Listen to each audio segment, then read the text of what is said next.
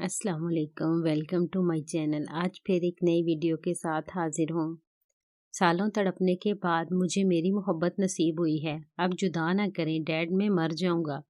दानिश अहमद साहब की बात पर तड़प गया था। मैं कुछ नहीं जानता, अभी इसी वक्त तुम इसको छोड़ कर आओगे और कुछ दिन बाद इसको तला। नहीं नहीं डैड, प्लीज चुप हो जाएं, मेरा दिल बंद हो जाएगा। दानिश शिद्दत जज्बात से चीखा था। तुम ऐसे नहीं मानोगे। अगर तुम इसको अभी इसी वक्त इसके घर छोड़कर नहीं आए तो मैं तुम्हारी माँ को तलाक दे दूंगा। अहमद, ये किस किस्म की बातें कर रहे हैं? हमारा इतने सालों का साथ, मोहब्बत आपके लिए कोई मायने नहीं रखता। निम्रा बेगम अपनी नाकदरी पर बिलक बिलक कर रो रही थी। बस खामोश, कोई एक लफ्ज ना बोले। तुम बताओ, मैं तुम्हारी माँ को छोड़ दूं या तुम इसको छोड़ रहे हो? अहमद साहब निम्रा बेगम को खामोश करवाते दानिश से मुखातब हुए। जीजू, मैं घर जा रही हूँ। आप ड्राइवर से कह दें वो छोड़ आए मुझे। समरा ने अपना कुफल तोड़ा था। तुम चुप करो, मैं कर रहा हूँ ना बात। कहीं नहीं जाओगी तुम। दानिश समरा पर दहाड़ा था। समरा सहम कर नजरें झुका गई थी। डैड, अगर समरा इस घर से गई तो रहूंगा मैं भी नहीं इस घर में। दानिश अटल लहजे में बोला। ठीक है, तुम दोनों समेटो अपना सामान, निकलो मेरे घर से, और ऑफिस में कदम रखने की जरूरत नहीं। ढूंढो अपने लिए जॉब, खाओ धक्के अब तुम। ठीक है डैड, अब मैं अपनी शक्ल कभी नहीं दिखाऊंगा। दानिश समरा का हाथ पकड़कर कमरे की तरफ बढ़ गया। अहमद, रोक ले इसे, हमारा एक ही तो बेटा है। क्या उसकी खुशी के लिए आप जरा सा झुक नहीं सकते? प्लीज रोक लें अहमद मेरे बच्चे को, कहाँ जाएगा ये? है ही कौन इसका हमारे सिवा? निम्रा बेगम अहमद साहब के सामने फरियाद करती रही, मगर वो पत्थर की मूरत बने खामोश खड़े रहे। दानिश, दानिश मेरी बात सुनो, मुझे जाने दो घर। कुछ दिन बाद जीजू का गुस्सा ठंडा हो जाएगा, तुम फिर उनको मनाना, वो मान जाएंगे। बैग में कपड़े रखते दानिश के हाथ थाम कर समरा ने उसे समझाने की कोशिश की। नहीं समरा, चाहे हालत कैसी भी हो, मैं तुम्हें अकेला नहीं छोड़ूंगा। दानिश समरा का हाथ झटक कर दोबारा अपने काम में मसरूफ हो गया। कुछ ही देर बाद वो अपनी रोती बिलखती माँ को छोड़कर समरा को लेकर घर से निकल गया था। दानिश, घर तो छोड़ आए हैं, अब कहाँ जाएंगे? समरा दानिश के हम कदम चलती गोया हुई, क्योंकि वो साहब गुस्से में गाड़ी भी छोड़ आए थे। टैक्सी? दानिश ने हाथ हिलाकर एक टैक्सी रोकी, उसे पता समझाया और समरा के साथ टैक्सी में बैठ गया। दानिश, जवाब दो मुझे, कहाँ जाएंगे हम अब? समरा जान, खामोशी से बैठ जाओ यार, बस थोड़ी देर में सब बता दूंगा। दानिश समरा को चुप करवा कर खिड़की के बाहर देखने लगा। समरा भी मुंह बनाकर खामोशी से बैठ गई। बस भाई, यहीं रोक दो। दानिश ने एक खूबसूरत इमारत के सामने टैक्सी रुकवाई। दानिश साहब, आप बड़े दिनों बाद आए। टैक्सी से निकलते दानिश को देखकर इमारत का चौकीदार जल्दी से आगे आया।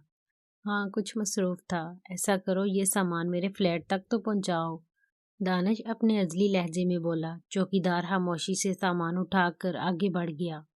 दानिश समरा का हाथ पकड़कर इमारत के अंदर ले गया। वो 5 मंजिला इमारत थी। हर मंजिल पर खूबसूरत तरीके से फ्लैट बनाए गए थे। दानिश दूसरी मंजिल के फ्लैट के दरवाजे के सामने रुका। वहां चौकीदार खड़ा उसका मुंतजिर था। उसने पैंट की जेब से चाबी निकाल कर फ्लैट का दरवाजा खोला। चौकीदार से सामान फ्लैट में रखवा कर 1000 का नोट उसके हाथ में थमाया। वो खुश होता वापस नीचे चला गया। दानिश, ये किसका फ्लैट है? समरा ने फ्लैट का जायजा लेते हुए पूछा। मेरी मॉम का है, दानिश ने संजीदगी से जवाब दिया। आप ही का? समरा बेख्तियार बोली। नहीं, मेरी महविश मॉम का है। डैड ने उनको फर्स्ट एनिवर्सरी पर गिफ्ट किया था। मॉम जब भी डैड से नाराज होती थी तो मुझे लेकर यहाँ आ जाया करती थी। फिर डैड मॉम को तलाश करते हुए यहाँ आते थे और मॉम डैड को बहुत तंग करने के बाद मान जाती थी। फिर डैड मॉम और मुझे घुमाने ले जाते थे। वो दिन मेरी जिंदगी के खूबसूरत दिन थे। फिर एक दिन मॉम चली गई, हमेशा के लिए। दानिश दुखी हो गया था। वो अपने ऊपर चढ़ाया खोल आज खुद ही उतार रहा था। समरा के साथ अपने अंदर सालों से भरे दुख को बांट रहा था। मॉम के जाने के बाद कोई चीज अच्छी नहीं लगती थी। बात बात पर गुस्सा आ जाता था मुझे। मैं हर किसी से लड़ता था। इसी वजह से डैड से आए दिन डांट खाता था। अकेले में बैठकर रोता था, मॉम को याद करता था। वो अपनी आंखों में उतरती नमी छुपाने को रुख मोड़ गया था। دانش کہہ دو آج سب کچھ، کر لو اپنا دل ہلکا، رونا آ رہا ہے تو رو بھی لو، دل پر دھرا بوجھ کم ہوگا۔ سمرا نے دانش کا چہرہ محبت سے ہاتھوں میں بھرا تھا، وہ مزید خود پر ضبط نہیں کر سکا اور سمرا کے گلے لگ کر پھوٹ پھوٹ کر رو دیا۔ وہ جذباتی ہو گیا تھا، ماں تو بچپن میں بچھڑ گئی تھی، آج باپ نے بھی خود سے دور کر دیا تھا۔ سمرا کی آنکھوں میں نمکین پانی جمع تھا، جو کچھ پل میں رخسار پر آ نکلا تھا۔ وہ ایک ہاتھ سے دانش کی کمر سہلاتی، دوسرے ہاتھ سے اس کے سر میں انگلیاں چلاتی، اسے اپنے ہونے کا احساس دلا رہی تھی۔ دانش، جو کچھ تمہارے دل میں ہے بول دو، میں سننا چاہتی ہوں تمہیں۔ سمرا اس سے الگ ہوتی، اس کے آنسو صاف کرتی گویا ہوئی۔ دانش اسے لے کر لاؤنج میں رکھے صوفے پر بیٹھ گیا اور اپنی بات جاری کی۔ پھر نمرا موم میری زندگی میں آئی، وہ سچ میں بہت اچھی عورت ہیں، میں سمجھتا تھا وہ مجھے ڈیڈ سے دور کر دیں گی، شروع میں ان سے دور رہتا تھا، ان سے بات تک کرنا پسند نہیں کرتا تھا، اس کے باوجود وہ میری ساری بدتمیزیاں برداشت کرتی، انہوں نے کبھی ڈیڈ سے میری شکایت نہیں کی، اور اگر اسکول سے یا باہر سے میری کوئی شکایت آتی تو وہ میرا دفاع کرتی، ڈیڈ سے بچا کر اپنی ممتا بھرے آغوش میں بھر لیتی، وہ دنیا کی بیسٹ مدر ہیں۔ دانش کی اداس آنکھوں میں چمک آئی تھی۔ میں ان سب میں کہاں ہوں، میرا تو کوئی ذکر نہیں کیا تم نے۔ ماحول میں چھائی اداسی دور کرنے کے لیے سمرا نے روٹھے پن سے کہا، میری جان تم تو ہر جگہ ہر وقت ہر لمحہ میرے حواسوں پر سوار رہتی ہو۔ دانش محبت سے چوڑ لہجے میں بولتا سمرا کو مزید اپنے قریب کر گیا تھا۔ تم مجھ سے اتنی محبت کیوں کرتے ہو؟ کب ہوئی تمہیں مجھ سے محبت؟ چلو بتاؤ مجھے، آج تمہارے اس دل میں دفن سارے راز جاننے کی خواہش ہے میری۔ سمرا اس کے دل پر انگلی رکھتی گویا ہوئی۔ تو سنو، تم اس دن سے میرے دل میں ہو جب پہلی بار میرے گھر آئی تھی۔ ماضی۔ چپ، بالکل، میں نے فیصلہ کر لیا ہے، تمہیں میں اب بورڈنگ اسکول بھیج رہا ہوں، تمہارے روز روز کی لڑائی جھگڑوں سے تنگ آ گیا ہوں۔ ڈیڈ، میں نے کچھ نہیں کیا تھا، طاہر نے شروع کیا تھا پہلے، اس نے مجھے مارا تھا، جب بھی میں نے اس کو مارا۔ 7 سالہ دانش نے روتے روتے صفائی پیش کی۔ آج اسکول میں دانش کی لڑائی ہو گئی تھی اس کے کلاس فیلو طاہر سے، جو انتہائی بدتمیز بچہ تھا، ہر کسی پر اپنا روب جھاڑتا تھا، ہر بچہ اس سے ڈرتا تھا سوائے دانش کے۔ آج اس نے دانش پر روب ڈالنے اور اسے ڈرانے کے لیے سب کے سامنے دانش کو تھپڑ مارا۔ دانش تو ویسے ہی ماں کی جدائی پر غمزدہ رہنے کے ساتھ چڑچڑا اور اکھڑ مزاج ہو گیا تھا، طاہر کے تھپڑ مارنے پر بپرے شیر کی طرح اس پر پل پڑا۔ دونوں آپس میں گتم گتھا تھے کہ اپنی آفس کی کھڑکی سے پرنسپل صاحب کھیل کے میدان کو میدان جنگ بنتا دیکھ جلدی سے باہر آئے اور دونوں کو کالر سے پکڑ کر ایک دوسرے سے جدا کیا۔ دانش کے ہونٹ سے خون نکل رہا تھا، جبکہ دانش کے مقابلے میں طاہر زیادہ زخمی ہوا تھا۔